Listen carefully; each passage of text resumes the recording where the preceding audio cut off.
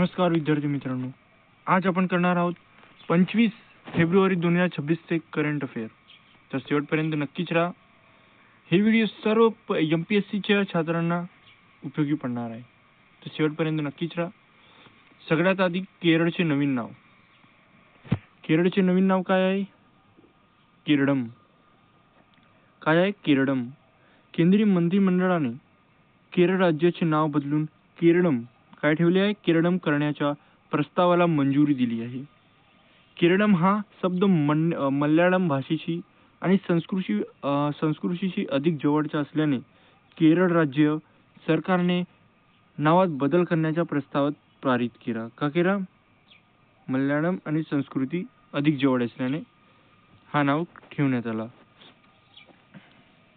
केरळ नाही, आता केरडम. केंद्र सरकारची नामांतरास मंजुरी. राईट. आता आपण पुढे जाऊ. संवैधानिक तरतुदी. राज्याच्या विधानसभेत प्रस्ताव मंजूर झाल्यानंतर तो अंतिम मंजुरीसाठी केंद्र सरकारकडे जसे की गृह मंत्रालयाजवळ पाठविला जातो. राज्य स्वतःहून नाव बदल करू शकत नाही. ही पॉइंट लक्षात ठेवा. राज्य स्वतःहून कोणताही नाव बदल करू शकत नाही. त्याला केंद्र सरकारजवळ म्हणजे गृह मंत्रालयाजवळ पाठवावा जावा लागतो. संविधानाच्या कलम 3 नुसार अस्तित्वात असलेल्या राज्यांच्या नावात सीमेमध्ये व विस्तारात बदल करण्याचा अधिकार संसदेला आहे. कोणाला आहे? संसदेला आहे. राज्यात नावात सीमेत बदल करण्यासंबंधीचे विधेयक मांडण्यासाठी राष्ट्रपतींची पूर्वसंमती आवश्यक असते. कोणाची?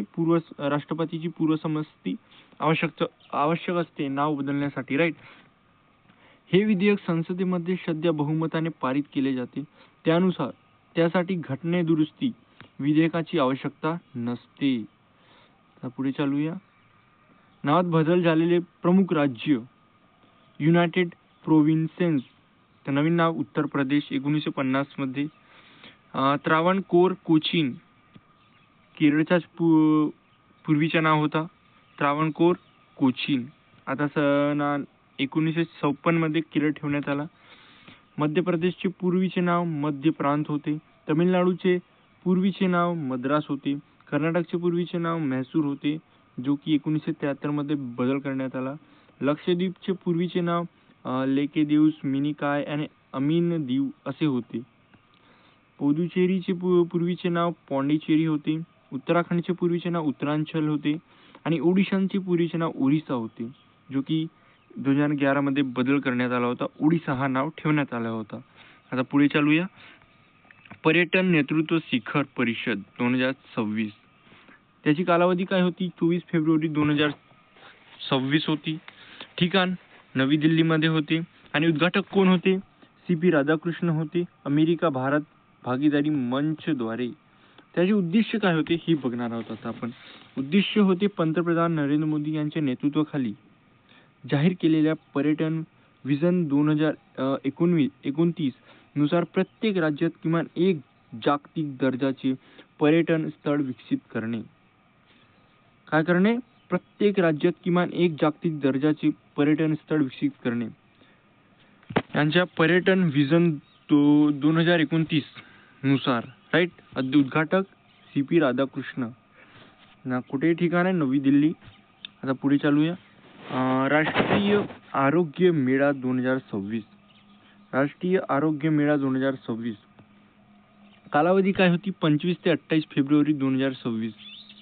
म्हणजे की आता सुद्धा चालत आहे. आज 28 तारीख होती है ना.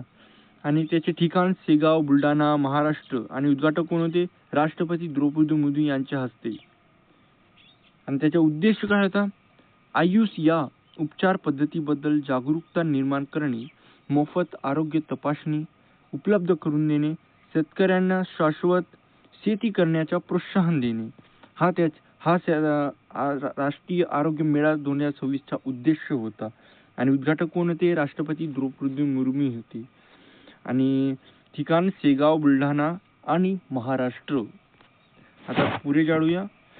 जागतिक रस्ते सुरक्षा मोहीम. याचे आता पाहूया. मल्लारेड्डी कॉलेज ऑफ इंजिनिअरिंग असा लिहिलेला आहे बोर्डवर.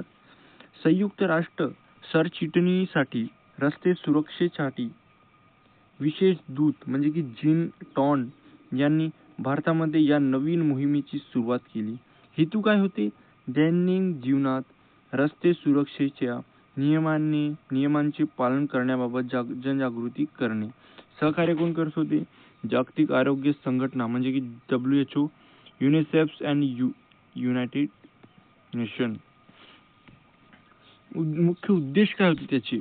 रस्ते सुरक्षा प्रणाली वाढवणे, सुरक्षा संस्थाची क्षमता वाढवणे आणि शाश्वत वित्त पुरवठा व्यवस्था विकसित करून 2030 पर्यंत आपत्कालीन अपघातातील मृत्यू निम्म्यावर आणणे. हा जागतिक रस्ते सुरक्षा मोहिमेचा उद्देश होता. आता पुढे चालूया. भारत जपान संयुक्त युद्ध. काय? भारत जपान संयुक्त युद्ध सराव म्हणजे की धर्म गार्डियन डिफेन्स याची सुरुवात केव्हापासून झाली? 2018 पासून झाली. 2026 ची आवृत्ती किती होती? 7वी आवृत्ती होती. ठिकाण काय आहे? चौबेतिया, उत्तराखंड. कालावधी काय होते? 24 ते 9 मार्च म्हणजे आता सुद्धा चालत आहे. 24 ते 9 मार्च 2026. हा भारत व जपान यांच्यातील संयुक्त लष्करी सराव आहे. संयुक्त लष्करी सराव आहे. कोणामध्ये? भारत व जपानमध्ये. भारत आणि जपान यांचे इतर युद्ध सराव जिमेक्स नौदल, सिन्यू मैत्री, वीर गार्डियन वायुदल. आता आपण बघणार आहोत हिवाळी Olympic 2026. The Olympic winter games return to Italy. तर कालावधी काय काय आहे त्याच्यामध्ये? हिवाळी ऑलिम्पिक मध्ये कालावधी आहे 6 ते 22 फेब्रुवारी 2026. ठिकाण काय आहे? मिलान आणि कार्टिना डी अप्पेझो, इटली. भारताची कामगिरी काय होती? तिथे कामगिरी होती भारताला या स्पर्धेत एकही पद मिळाले नाही. हा प्रश्न येऊ शकतो. हिवाळी ऑलिम्पिक मध्ये भारताला स्पर्धे पद मिळाले का? तर आपला उत्तर येणार नाही. तर पहिला क्रमांक नॉर्वेला मिळाले स्वर्ण 18, रौप्य मिळाले 12, कांस्य मिळाले 11 आणि एकूण 41 पुरस्कार मिळाले त्यांना, है ना. अमेरिकेला 12 स्वर्ण मिळाले, 12 रौप्य, कांस्य 9, एकूण 33 झाले. नेदरलँडला 10 स्वर्ण, 7 रौप्य, 3 कांस्य व एकूण किती झाले? 20 झाले. इटलीला 10 स्वर्ण, 6 रौप्य, 14 कांस्य, एकूण 30 झाले. आता महत्त्वाचे वन लाईनर बघणार आहोत आपण. जम्मू काश्मीरमधील पूंछ जिल्ह्यात बनवत एकता स्थळ या स्मारकांचे उद्घाटन करण्यात आले. हा प्रश्न येऊ शकतो. जम्मू काश्मीर पूंछ जिल्ह्यात म्हणजे कोणत्या जिल्ह्यात असं येऊ शकतो? बनवत एकता स्थळ स्मारक उद्घाटन करण्यात आले. असा सुद्धा जम्मू काश्मीर म्हणजे पूंछ जिल्ह्यात कोणत्या स्मारकाचे उद्घाटन करण्यात आला? तर आपलं उत्तर काय येणार? बनवत एकता स्थळ येणार. दिल्लीच्या उपराज्यपालांनी दिल्ली पोलीस दलात माजी अग्निवीरांसाठी 20% आरक्षणाची घोषणा केली आहे. पंजाब सरकारने मेरी रसोई योजना केली. या अंतर्गत कुटुंबांना दर 3 महिन्यांनी मोफत फूड किट्स दिले जातील. मेरी रसोई पंजाब सरकारने. राईट. तर पुढे चालूया. काँग्रेस खासदार शशी थरूर यांना सेंट झेवियर्स विद्यापीठ कोलकाताकडून मानद doctor of letters D Litt ही पदवी प्रदान करण्यात आलेली आहे. काँग्रेस खासदार शशी थरूर यांना. नीती आयोगाच्या अतिरिक्त मुख्य कार्यकारी अधिकारी म्हणून निधी छिब्बर यांची नियुक्ती करण्यात आलेली आहे. परमाणु ऊर्जा नियामक मंडळाच्या अध्यक्षपदी के बालसुब्रमण्यम यांची नियुक्ती करण्यात आलेली आहे. आता पुढे चालूया. धर्म गार्डियन या संयुक्त सैन्य सराव कोणत्या देशात आयोजित करण्यात आला? आपला उत्तर तर माहीतच आहे, भारत आणि जपानमध्ये करण्यात आला होता. केरळ राज्याचे नाव बदलून केरळम यांचे करण्याच्या प्रस्तावाला नुकतीच कोणी मंजुरी दिली आहे? केंद्र सरकारने म्हणजे की केंद्र मंत्रिमंडळाने दिलेली आहे. संविधानातील कोणत्या कलमानुसार, कलम 3 लक्षात आले ना की कोणत्या कलमानुसार अस्तित्वात असलेल्या, म्हणजे की आताच आपण 2 मिनिटं पहिले वाचलो, तुम्हाला लक्षात असेलच ना. संविधानातील कोणती कलमानुसार संसदेला अस्तित्वात असलेल्या राज्यांच्या नावात किंवा सीमेत बदल करण्याचा अधिकार आला आहे कलम 3 मध्ये. म्हणजे की राज्याला नावात किंवा सीमेत बदल करण्याचा अधिकार कलम 3 मध्ये. खालीपैकी कोणत्या वर्षी म्हैसूर राज्याचे नाव बदलून कर्नाटक करण्यात आले? तर आत्ताच बघितलं होतं. पुढे चालूया. कुठं गेलं? देख, म्हैसूर कर्नाटक 1973. राईट, म्हैसूर कर्नाटक 1973. 1973 उत्तर आपला. हिवाळी ऑलिम्पिक 2026 आयोजन कोणत्या देशात करण्यात आलं? इटलीमध्ये करण्यात आलं. पर्यटन नेतृत्व शिखर परिषद 2026 आयोजन कुठे करण्यात आले?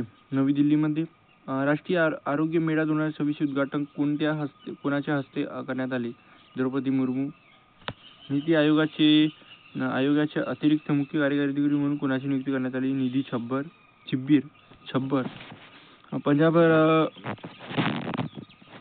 पंजाब सरकारने नुकतीच कोणत्या योजनेला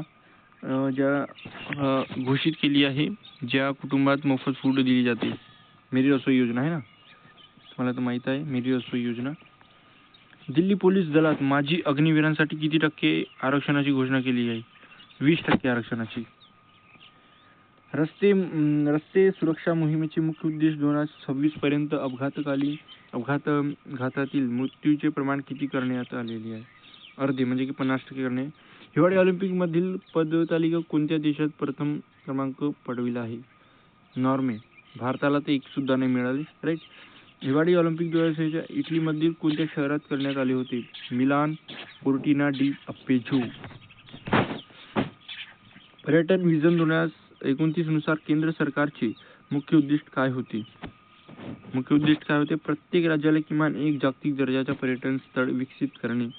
राष्ट्रीय आरोग्य मेळा 2026 महाराष्ट्रातील कोणत्या जिल्ह्यात आयोजित करण्यात आला? बुलढाणा जिल्ह्यात. बनवत एकता स्थळ या स्मारकाचे उद्घाटन कोणत्या केंद्रशासित प्रदेशात करण्यात आले? जम्मू काश्मीर. शशी थरूर यांना मानद डॉक्टर ऑफ लिटर्स ही पदवी कोणत्या विद्यापीठाने दिली? सेट डेव्हियर्स विद्यापीठ, कोलकाता. परमाणु ऊर्जा नियामक मंडळाचे म्हणजे की AERB अध्यक्षपदी कोणाची नियुक्ती करण्यात आली? A.K. बालसुब्रमण्यम. तर इथंच थांबूया. आता मिळूया दुसऱ्या करंट अफेअरमध्ये. तोपर्यंत नवीन असाल तर शेअर करा, सबस्क्राईब करा.